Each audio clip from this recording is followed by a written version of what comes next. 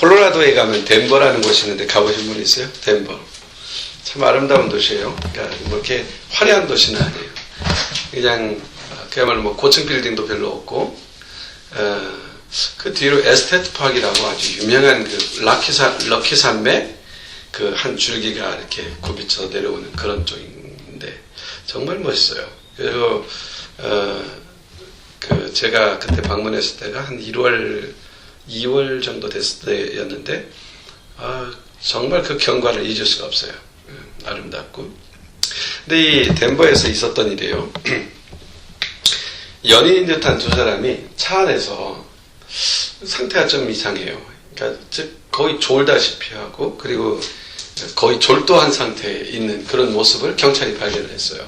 알고 보니까 이게 그 차를 세워놓고 둘이 잠깐 쉬고 있는 사이에 엔진에서 일산화탄소가 새어 들어와가지고 이 사람들이 그만 질식을 하게 된 거죠.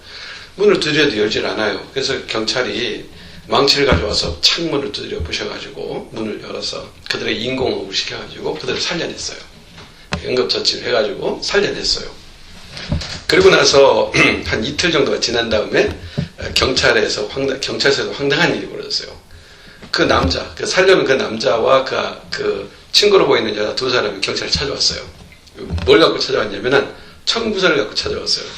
무슨 청구서냐면 유리를 깨뜨렸기 때문에 유리를 깨뜨린 경찰한테 이 유리값 물어달라고 청구서를 가지고 왔다는 그런 기사를 본 적이 있어요. 좀 황당스럽죠. 생명을 살려줬는데 생명을 살려준 그 사람한테 유리값을 달라. 옛날에 그런 말 있죠. 죽어가는 사람 살려놓으면 보따리 내놔라 그런다고. 그런 꼴이죠. 근데 가만히 보면은 우리 예수 믿는 사람들이 그런 것 같아요. 우리가 생각해보면 우리가 받은 구원이 엄청 놀랍잖아요. 우리가 사실 정확히 보셔야 돼요. 사람들은요 정확히 안 봐요. 좋은 것만 보죠. 그리고 보고 싶은 것만 봐요. 내가 가능성이 있고 내가 좋아하는 것만 이렇게 골라서 보기 때문에 이 생을 그렇게 살아가려고 하죠. 그래서 이 세상은 내가 있는 걸로 가득 차 있기 때문에 내가 노력만 하면 좋아하는 것을 다 가지고 살 수 있을 것이다. 이런 생각을 갖고 살아요. 근데 실제로 첫째, 우리는 그걸 갖지 못해요. 그리고 좋은 것이 좋은 건지 몰라요. 어떤 사람은 돈을 열심히 벌었는데 돈 때문에 가정이 분열되기도 하잖아요. 그러니까 좋다고 생각하는 것이 좋은 게 아니라는 얘기죠. 어떤 사람은 막 건강하다고 장담해가지고 건강해가지고 막 수영하고 다이빙하다가 심장마비로 죽은 사람이 있어요. 이건 실제적인 사건. 그러니까 건강하다, 뭐 돈이 필요하다, 또는 뭐 뭘 소유한다, 이런 막 인간이 갖고 있는 끊임없는 욕망과 이런 것들을 추구하고 살죠. 근데 우리 주님은 우리를 영원한 생명을 주셨단 말이에요. 그리고 우리가 하나님 나라를 갖고 있어요. 지금 이 세상을 떠나도 우리는 천국에 들어가요. 이건 말할 수 없는 축복이죠. 그래서 우리가 처음에 구원받았을 때의 감격을 잊지 말아야 돼요. 처음에 딱 구원받았을 때 그 구원이 나의 삶에서 얼마나 절실하며 절대적이며 그리고 그 어떤 것과 비교할 수 없는 것인가에 대하여 우리는 그때 알아요. 처음에는 그걸 쉽게 느껴요. 근데 어느 정도 예수 믿다 보면은 다시 매너리즘에 빠져버릴 경우가 있다는 얘기예요. 그래서 하나님 앞에 이렇게 말하죠. 하나님, 대박을 한번 터뜨려 주십시오. 인생에. 너무 인생에 뭐 지루합니다. 정말 이렇게 고전고전하면서 인생을 꼭 살아야 되겠습니까? 한번 하나님의 자녀라면은 그야말로 한번 대박을 터뜨려서 좀 뽐나게 좀 인생을 살아야 되지 않겠습니까?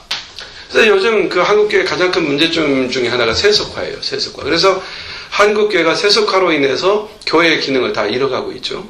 그 세속화의 흐름 중에 하나가 뭐냐면 인간들의 필요한 요소들을 하나님이 채워주실 수 있다는 것이 선교 전략으로 사용하는 거예요. 자, 봐요. 생명보다 소중한 게 없잖아요. 이번에 세월호 참사에서도 보세요. 다른 거 필요 없어요. 좀 부족해도 좋으니까 사람만 돌아와 달라고. 그렇잖아요. 그 아이가 반에서 1등 안 해도 되고, 뭐 스타가 안 돼도 돼요. 그냥 사람만 돌아오면, 살아있기만 하면. 이게 생명의 중요성이에요. 그래서 우리가 오늘 우리 찬양에는 부른 내용이 없습니다만은 이런 얘기죠. 생명 주께 있네. 생명 주께 있네. 생명 있음을 찬양해.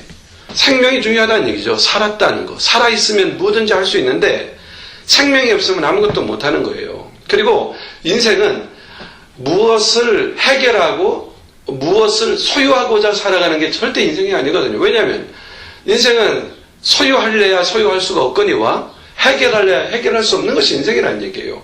인간은 하나님이 주신 은혜로 구원을 얻는 것이고 하나님의 은혜로 주어진 삶을 살아가는 거예요. 그러니까 내가 다른 사람과 비교해서 좀 멋있는 삶을 살아간다. 여기에 포인트를 둘 것인가? 내가 어떤 상황이든지 나를 이 땅에 있게 하시고 잠시 80년 또는 100년 이 땅 살게 하시는 그분의 목적을 따라 살 것인가? 아니면 사람들과 비교해가며 사람들과의 수준을 맞추며 사람들의 유행을 따라 살 것인가를 결정하는 부분이죠. 근데 사람들은 다 그렇게 결정을 합니다만은 우리 예수 믿는 사람들은 누구를 바라봅니까? 이 땅에서의 삶이 아주 짧다는 걸 아는 사람들이잖아요.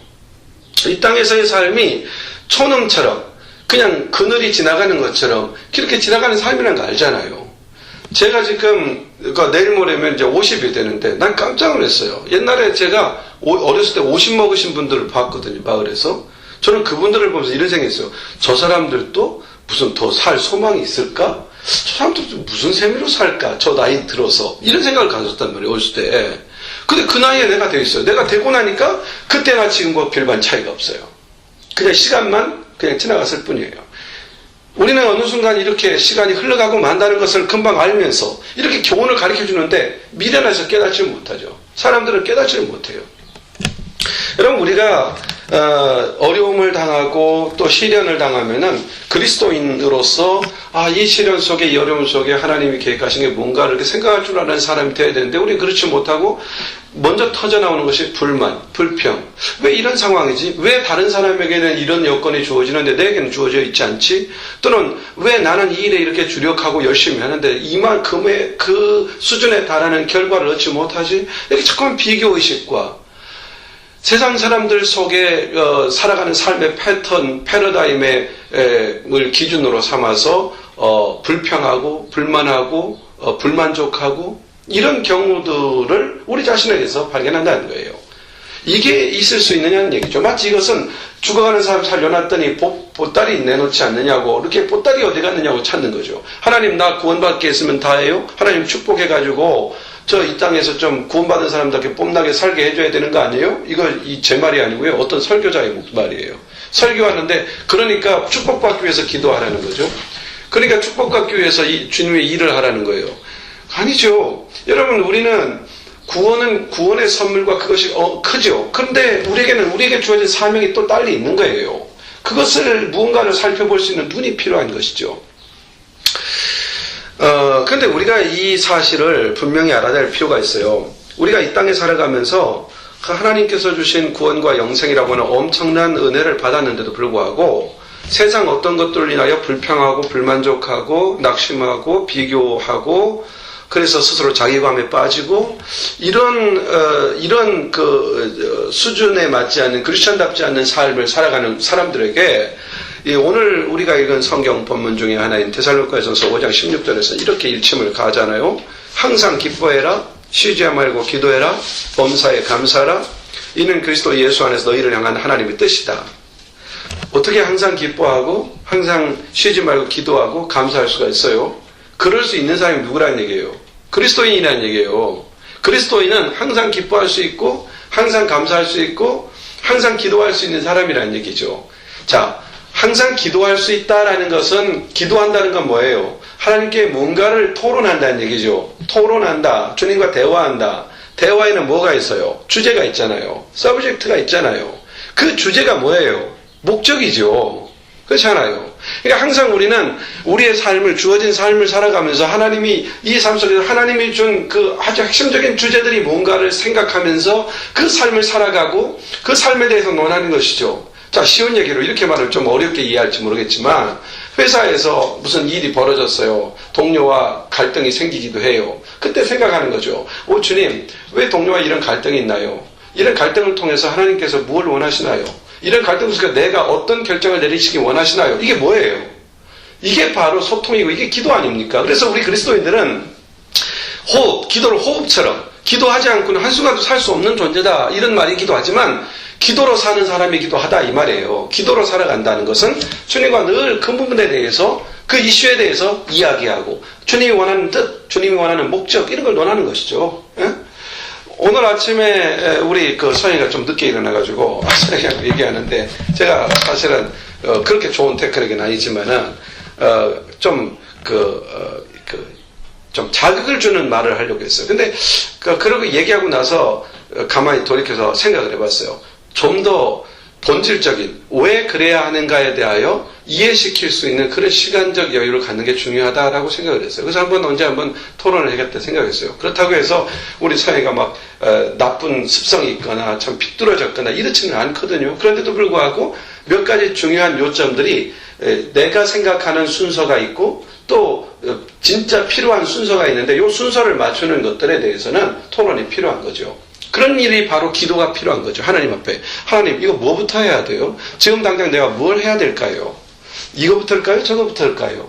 어떤 걸 내려놔야 될까요? 어떤 것은 손해봐야 될까요? 어떤 거는 왜 포기해야 되고 어떤 것은 선택해야 될까요? 이런 것들을 끊임없이 대화해가는 게 뭡니까? 기도잖아요. 항상 기도하죠. 근데 기도하다 보면서 우리가 이제 늘 보면은 범사에 감사하라. 우리가 어떻게 범사에 감사할 수 있어요? 이 감사에 대해서 생각해 보면서요. 우리가 하나 분명히 알겠어요. 감사라고 하는 것은 정말 우리가 가질 수 있는 최고의 행복을 누리는 요소라고 성경은 가르쳐 줍니다. 행복하고 싶은 게 사람의 심리 아닙니까? 사실 행복을 원해서 이 땅에서 열심히 살아가는 사람도 많습니다. 이 세상 사는 사람 모든 사람들의 삶의 목표점도 행복입니다. 그러나 분명한 게 있습니다. 행복은 소유하는 데 있지 않다는 겁니다. 행복은 내가 뭔가를 소유하는 데 있지 않고 그러면 행복은 어디에 있습니까? 행복은 무언가를 깨닫는 데 있습니다. 깨닫는 거. 깨달을 때 행복해집니다. 예를 들어 이런 것입니다.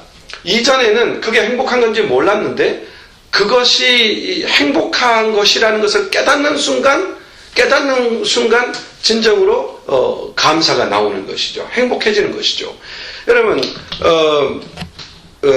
영국의 설교가 중에 매튜 헨리가 있어요. 아주 유명한 사람이에요. 이 사람이 교회에서 집무실에서 돌아올 때 골목길을 거쳐서 항상 집으로 돌아오는데 하루는 그 골목길에서 강도를 만났어요. 강도가 얼마나 두드려 팼는지 피투성이가 됐어요. 가진 거 다 뺏겼어요. 그리고 나서 털뚝거리면서 집으로 돌아옵니다. 집으로 돌아오니까 사람들이 깜짝 놀라죠. 가족들이 어떻게 된 거냐고, 아빠 어떻게 된 거냐고, 여보 어떻게 된 거냐고.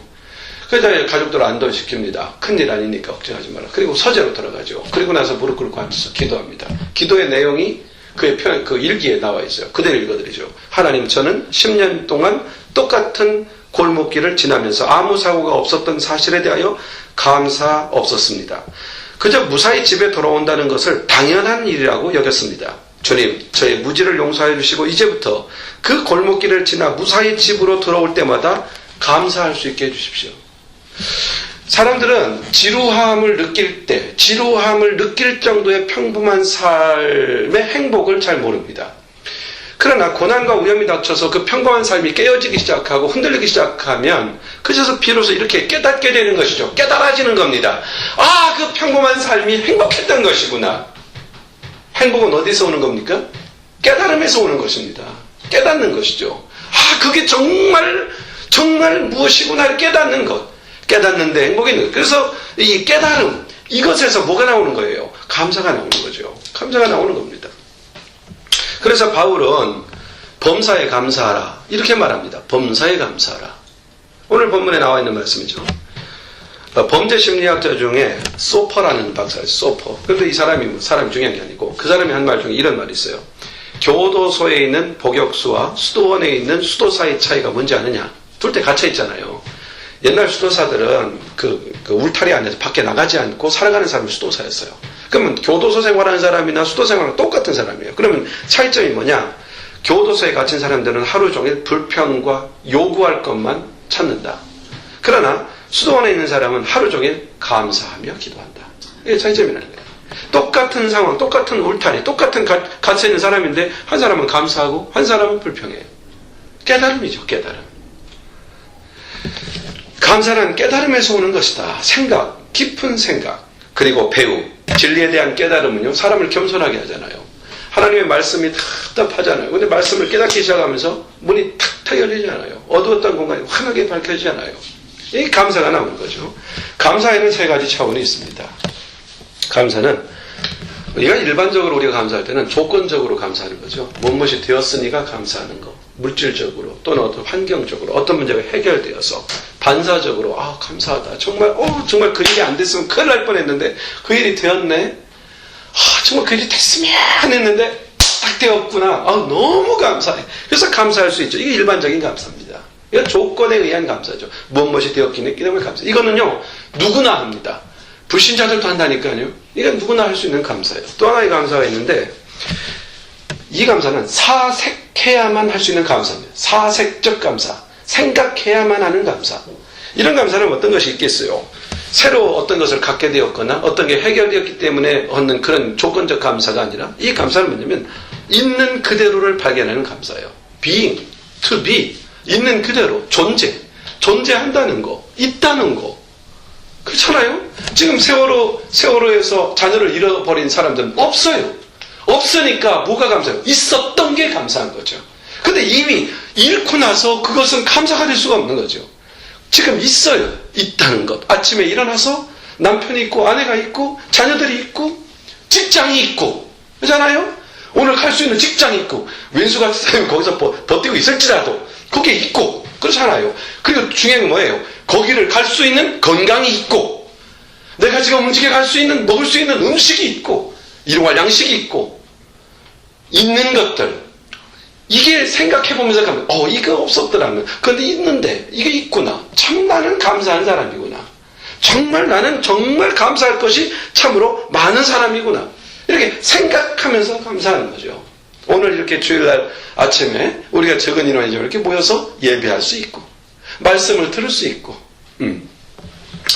그러므로 두 번째 감사의 조건은 존재한다는 사실 이것에 대한 깨달음입니다. 내게 있다는 것. 전에는 은혜인 줄 몰랐는데 깨닫고 보니까 은혜였어요. 자, 전에는 몰랐어요. 그런데 깨닫고 보니까 그 모든 게 은혜예요. 어떻게 저 사람이 내 아빠일까? 아마 우리 자녀들이 그렇게 생각할지도 모르죠. 우리 아빠는 좀 부자이고 정말 돈도 많고 권력도 있고 그런 아빠였으면 좋겠는데 어떻게 아이고 돈도 없고 참 맨날 그다음 성도도 엄청 많은 것도 아니고 그런 사람이 왜 내 아빠일까? 이렇게 생각해요. 근데 어느 날 이제 주님 앞에서 또 깨닫게 되는 거죠. 아빠가 목사였고 크천이었기 때문에 내가 이렇게 복음 안에 있을 수 있구나. 내가 만약에 우리 아빠가 목사가 아니었더라면 정말 내가 이런 크천이 될 수 있었을까? 이렇게 생각해 보면서 감사할 수 있고. 그러니까 있다는 것에 감사해요. 있다는 것에 감사. 응? 한국에 아들 보내놓고 나서 고민했어요. 저놈이 어떻게 믿음으로 견고히 살까? 어떻게 들어보면 맨날 그저 놀러다닐 국민하고 젊으니까 하더라니. 그래도 주일날 딱 예배 갔다 왔다는 소리를 딱 들으면은 그래서 기분이 아주 상쾌해져요. 이야, 그래도 정말 감사하구나. 그런데 어느 날 연락이 왔어요. 아빠 정말 기도해 주세요. 부대에 큰일이 벌어졌어요. 어떻게 해결할지 모르겠어요. 감당하기 힘들어요. 그 순간 막 마음속에 그 아이를 위해 기도하고 그냥 문제없이 그 자리에 존재하고 있었다는 것. 주일날 예배만 삐끔 드리고 오더라도 바로 그렇게 있다는 것. 살아있다는 것. 그렇게 일하고 있다는 것. 이게 감사하기 시작해요. 하나님 감사합니다. 그를 어떻게 만드셨는지 그는 주님의 손 안에 있으니 주께서 만들어 주십시오. 감사하게 됐다는 얘기입니다. 세 번째 감사가 있죠. 이 감사는 절대적 감사입니다. 이게 뭐냐면은 예수께서 십자가를 지심으로 내 죄를 씻었습니다. 그가 나를 살렸습니다. 나는 이유도 없이 내 모든 죄값을 다 치렀어요. 이해할 수가 없어요. 두려운 사망에서 자유케 했어요. 영생을 그냥 선물로 줬어요. 하나님의 자녀로 높여줬어요. 또 천국 백성 하나님의 시민으로 그냥 시민권을 줬어요. 여러분 아시잖아요. 지금 우리 가족들도 이제 영주권을 다 가지고 있지만은 처음에 와서 우리가 참 이 자리에 터전에 앉기까지 어디 쉬운 일이에요? 이번에 이제 우리 주영이는 시민권을 갖고 또 아들도 시민권 갖고 이러면서 하나씩 권을 가르쳐 그거 해간다는 게 얼마나 추라이하는데 힘들어요. 근데 지상에 있는 나라의 거주권 갖는 것도 이렇게 복잡하고 힘든데 하나님 나라 시민권을 그냥 선물로 기프트로 그냥 줬다는 얘기예요. 이거 말할 수 없잖아요. 그래서 이거는 아무 이유 없이 주신 이 은혜, 이것이 은혜고 기쁨이고 이것이 복이고 그래서 절대적으로 감사하는 거죠. 주님 저는 감사할 것밖에 없습니다. 이런 얘기입니다. 주님 감사할 것밖에 없습니다. 모두가 다 소중한 감사입니다만은 우리에게 가장 가치 있는 감사는 뭐니 뭐니 해도 세 번째죠. 하나님이 은혜를 주신 절대적 감사. 우리에게 있어서 이 감사, 이 마음, 이것을 알아가는 게, 깨닫는 것이 얼마나 중요한가. 오늘 시편 23편에서 다윗은 이 감사의 노래를 하고 있는 겁니다. 이 시편 23편 너무나도 유명하잖아요. 제가 좋아하고 또 우리 가족들도 좋아하고 아마 예수 믿는 사람 다 좋아하는 성경 구절 아닙니까? 근데 이 시에서 다윗은 진짜 종합적으로 감사하고자, 종합적으로 감사해요. 과거에 함께 하셨던 하나님의 은혜를 기억하며 감사하고, 현재 나를 만족하게 하시는 그 하나님 앞에 감사하고, 장래 자신에게 베푸실 하나님의 은혜에 대하여 감사합니다. 다윗은 과거를 생각하면서 이렇게 감사해요. 그런데 좀 생각해 볼 필요가 있어요. 정말 다윗이 시편 23편만 보면은 정말 그 다윗은 다 감사만 넘치는 사람인 것 같아요. 우리와는 다른 종류의 사람인 것 같아요. 정말 그럴까요? 다윗은 우리와 다른 종류의 사람일까요? 어떤 사람은 그래요. 다윗의 믿음을 본받아라. 절대 다윗의 믿음을 본받으면 안 되죠. 그렇잖아요? 아브라함의 믿음을 본받아라. 아브라함의 믿음을 본받으면 절대 안 돼요. 아브라함처럼 살았다면 큰일 나거든요. 다윗처럼 살아서는 큰일 나요. 다윗의 어떤 좋은, 그에게서 장점이 뭡니까? 하나님의 은혜를 깨달은 거예요. 그리고 감사할 줄 알았던 것이죠. 그게 믿음이었던 것이죠. 그러므로 이 다윗도 보면은 8 형제 중에 8번째로 나왔어요. 히브리적 사고를 딱 보세요. 히브리적 관점에서 보면은요, 히브리는 장자가 절대적 권력을 가져요. 그 밑으로 들어가서 막내는 아무 힘도 없어요. 그러다도 어린이 같은 경우는 정말 혜택이 없어요. 숫자에도 들어가지 않는 거 아시잖아요. 여성과 아이들은 정말 무시받았어요. 그렇게 막내 아들로 태어났어요. 그래서 그는 유대사의 그런 상황 속에서 형들의 뒤터적거리나 하고 일평생 목동이나 하고 지낼 그런 처지에 있던 사람이에요. 블레셋 전사인 골리앗을 죽였을 때도 보세요. 자, 그리고 나서 누굽니까? 사울왕이 사위를 삼았잖아요. 미가를 줘서 사위를 삼았어요. 그러면 정말 영광스러움이 시작되잖아요. 난 왕의 사위다. 어떻게 됐어요? 맨날 쫓겨나가요. 사울의 질투거리가 되어서 사울이 어떻게 하면 죽일까 이것만 생각해요. 그가 얼마나 도망다니면서 죽을 고비를 넘겼는지 3회상 20장 30절에 3절에 보면 이런 말이 나와요. 나와 사망은 한 걸음 사이에 있다. 얼마나 고달픈지 인생이. 왕이 자기만 보면 죽이려고 하니까 나와 사망은 한 걸음 차이에 있다. 얼마나 위험에 도달. 그래서 그는 가드에 가서는 미친 사람처럼 숨어서 막 미친 짓 하기도 하고 이러면서 생명을 보여주네요. 그런 인생 속에 뭔 감사가 있겠어요. 그런 인생 속에 시편 23편에 나오는 그런 절절한 감사의 내용이 나온다는 게 이해가 되지 않잖아요. 왕이 된 후에도 그가 정말 중심이 굳건히 서서 정말 하나님의 영광만을 위하고 주님을 위한 사람을 살았느냐? 그렇지 않아요. 밧세바 사건 있잖아요. 그 사건으로 인해서 밧세바의 아내를 취하기 위해서 밧세바를 죽여버리잖아요. 의도적 살인이에요. 이런 죄를 보면 이게 바로 다윗의 모습이에요. 이런 다윗에게서 무슨 감사가 있겠냐고요. 우리의 모습이나 다윗의 모습이나 다를 바가 없어요. 우리의 욕망이나 다윗의 욕망이 똑같아요. 그러나 그의 삶에 무엇이 다르냐? 다윗의 위대함이 뭐냐? 그런 여건 속에서도 하나님에 대한 경외심을 버리지 않았다는 겁니다. 하나님에 대한 경외심. 그리고 또 하나는 하나님 앞에서 감사할 줄 알았다는 것이에요. 뭘 가졌기 때문에? 하나님의 은혜로 사는 존재라는 것을 알았기 때문에 감사를 놓치지 않았다는 것이죠. 그래서 그의 감사의 극치가 오늘 시편 23편에 뭐라고 나옵니까? 내 잔이 넘칩니다. 이런 표현이 어떻게 나올 수 있어요? 내 잔이 넘칩니다. 내 잔이 넘칩니다. 여기서 내 잔이라는 말이 뭐예요? 잔이라는 게 뭐예요? 빈잔은 아무런 의미가 없죠. 잔이라는 것은 뭔가를 채우도록 되어 있는 거예요. 뭔가 채워져야 되는 거죠. 뭔가 채우는 거죠. 채워야 되는데 뭘 채울 수 있을까? 이거 분명히 아셔야 돼요. 여러분 허전하다 그러죠. 허전이 뭐예요? 참 허전하네. 그런 말 하잖아요. 허자가 비어있다는 뜻입니다. 내 마음, 전이라는 마음 통속, 마음 속이 텅 비었다. 허전하다. 뭔가를 채우려고 열심히 막 일을 하고 삶을 살아가고 노력했는데 내 마음이 허전해요. 이 허전이 뭐로 빠집니까? 무로 빠지는 것이죠. 허전과 허구는 사천가입니다. 인간은 누구나 이 빈잔을 갖고 있죠. 마음을 갖고 있죠. 그런데 인간의 심령 속에 이 빈잔은요, 영원한 가치가 아니면 절대로 채워질 수 없는 겁니다. 사람의 심령은 오직 하나님만 채울 수 있어요. 이렇게 만드셨어요. 하나님께서 사람을 만들 때 하나님의 마음은 세상에 그 어떤 것을 채우시는 게 아니라 하나님으로만 채워지게 했던 거예요. 그래서 세상 사람들은 이 허전한 마음을 채워보려고, 이 심령을 채워보려고, 이 잔을 채워보려고 돈, 자랑, 힘 뭐 이런 걸 추구하면서 채우려고 하죠. 그러나 결코 채울 수 없죠. 채우면 채울수록 뭘 발견해요? 허전하다. 그렇잖아요. 허전하다. 이건 발견해요. 뭔가 채워진 것 같은데 금방 허전해요. 뭔가 열심히 먹었는데 그래도 여전히 배고프다는 얘기예요. 먹었는데 배고픈 거 이거 참 골치 아프다고요. 마음이 그렇다니까. 열심히 뭔가 채우는데 여러분의 마음을 이제 살펴볼 차례죠. 여러분의 마음은, 여러분의 마음의 잔은 뭘 채우고 있나? 한번 제가 몇 가지 단어를 얘기할 테니까 그 중에 해당되는 거 동그라미 쳐봐요. 욕망, 시기, 질투. 이거 있어요? 마음속에? 있나 보세요. 그 다음 허영심, 미움, 원망, 불만. 과연 이런 것들이, 이런 욕망이나 이런 것들로 채워가는 이 모든 것들이 과연 내 마음을 채울 수 없다고 말하고 있죠. 다윗처럼 내 잔이 넘치나이다. 이러려면 누구에게로 가야 돼요? 하나님께로 가는 거예요. 그러니까 다윗이 내 잔을 넘칩니다 이렇게 말했던 것은 그가 왕이었기 때문에, 그가 많은 신하를 거느렸기 때문에, 많은 처첩들을 거느렸기 때문에, 많은 소유물을 가졌기 때문에 절대 그게 아니라 그가 가졌던 것은 하나님이셨던 거죠. 내 잔이 넘치나이다 할 때 여호와는 누가기 때문에 나의 목자시니 여호와 한 분으로 인하여. 그러므로 우리는 이것을 깨달아야 됩니다. 깨달아야 감사할 수 있고, 알아야 감사할 수 있고, 범사에 감사할 수 있는 그런 사람이 되는데, 우리가 깨달아야 될 핵심적인 내용이 뭡니까? 우리에게는 하나님이 계시다. 이거 마음에 다시 한번 새겨야 됩니다. 내게는 하나님이 계시다. 내게는 천국이 있다.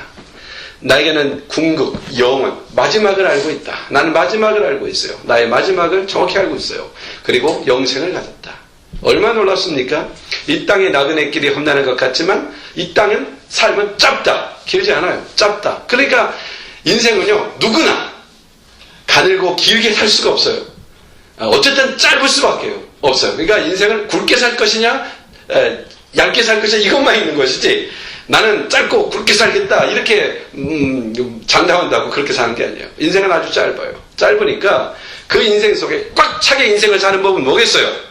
인생을 꽉 채워서 사는 법, 하나님을 목자로 삼고 그분에게 가야 돼요. 어떻게 그러면은 이런 미움과 불신앙과 참 용서하지 못하는 마음과 질투와 시기와 욕망과 정욕과 이런 것들을 탁 떨어버리고, 이런 불신앙을 떨어버리고 우리 마음을 무엇으로 그럼 채워야 할까요? 이런 것들을 채울 수 없는 것들인데 뭘 채워야 될까요? 방법은 어려운 게 아닙니다. 정말 우리 주님은요, 우리가 쉬운 길을 열어주셨어요. 우리가 이걸 아셔야 돼요. 하나님은 우리가 은혜 받는 게 막 어려운 것처럼 얘기해서 막 30일씩 금식하고 막 이렇게 할 필요 없어요. 막 작정 기도하고 일주일 동안 기도하면 은혜를 주실 것이다 이렇게 생각하고 막 일주일씩 기도하면 은혜를 받느냐면은 그 은혜는 오래가지 못해요. 그래서 그 과정을 통해서 하나님과 깊은 교제를 나눌 수 있으니까 그런 기도가 필요 없다는 게 아니에요. 은혜 받는 방법은 그렇게 해야 은혜 받는 게 아니라는 거예요. 그것은 내가 트레이닝 하는 거예요. 훈련하고 성숙해 가는 것이지, 은혜 받는 것은 아주 심플해요. 여러분, 우리가 우리의 마음속에 이 은혜를 입을 수 있는, 은혜의 생수가 될 수 있는 방법은 아주 쉬운 데 있어요. 다윗은 그걸 가지고 있어요. 그게 뭐냐면은 하나님의 말씀과 약속들이에요. 그걸 채우는 거예요. 그래서 우리가 잘 알고 있죠. 시편 119편 9절과 11절 기억합니까? 거기 뭐라고 나왔어요? 청년이 무엇으로 그 행실을 깨끗게 하리까? 주의 말씀을 따라 삼갈 것입니다. 그 다음에 뭐라고 했어요? 그 다음이 중요해요. 내가 주께 범죄치 아니하리요. 내 마음을 어디에 뒀어요? 마음을 두었다. 내 마음에 두었다. 주의 말씀을 내 마음에 두었다. 말씀을 마음에 심는 것, 이게 채우는 겁니다. 말씀을 심령에 채우면 허전하지 않아요. 말씀을 내 마음에 두면 결코 허전하지 않아요. 그 말씀이 어떤 역사를 일으키냐면 말씀에서 생수의 강이 터져요. 말씀에서 생수의 강이 터져요. 그래서 주님이 그러잖아요. 명절 끝날에 너희 속에서 성령의 생수가 터져 나오리라 그랬죠. 성령의 생수가 터져 나온다. 자, 보세요. 성령님은 뭘 갖고 사역하시죠? 성령님은 독자적으로 사역하시지 아니하시고 항상 그리스도의 말씀을 가지고 역사하세요. 이게 성령이 우리 안에서 역사하시는 아주 본질적인 사역 방식이에요. 그래서 우리가 하나님의 말씀, 그리스도의 말씀을 마음에 두면 성령이 그 안에서 뭐예요? 생수의 강이 터지게 하는 거예요. 그래서 허전하지 않아요. 낙심되질 않아요. 어떤 상황에서도 절망하지 않죠. 그래서 그 잔이 넘치게 되는 거예요. 내 잔이 넘치나이다. 이 넘치나는 게 뭐겠어요?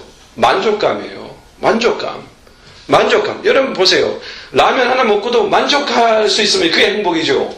엄청난 진수성찬 놓고 먹고 나서요, 불쾌해지면요, 이게 별로 안 좋아요.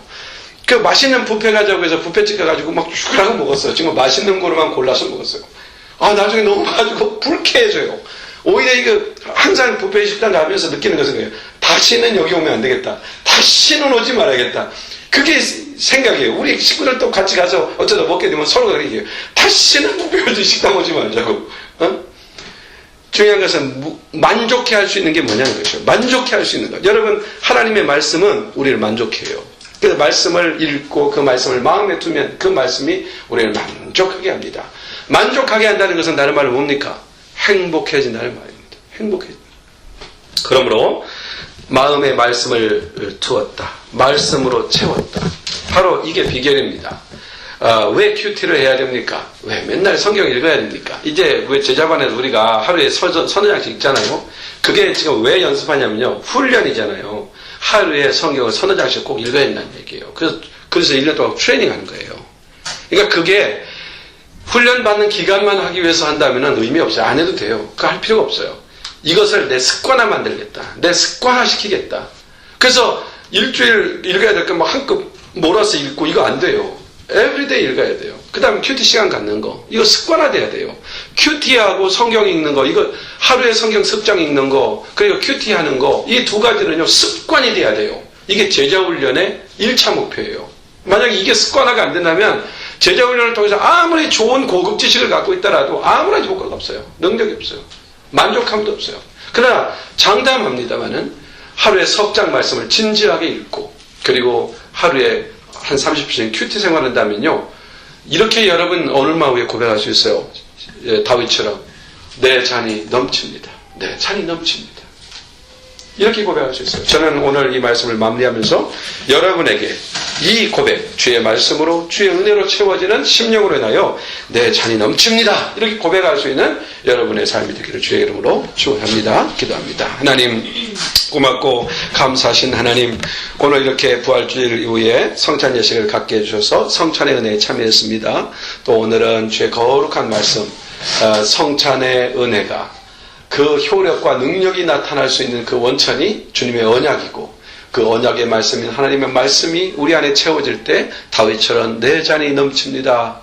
범사에 감사하라. 항상 기뻐하라. 쉬지 말고 기도하라. 바로 이런 내 잔이 넘치는 삶을 살아갈 수 있다고 했습니다. 오늘 이 다윗과 같은 신앙의 간증이 다윗 인생 보고서 최종 결론, 내 잔이 넘칩니다 라고 하는 이 고백이 우리 인생의 최종 결론 고백이 될 수 있도록 축복하여 주시옵소서.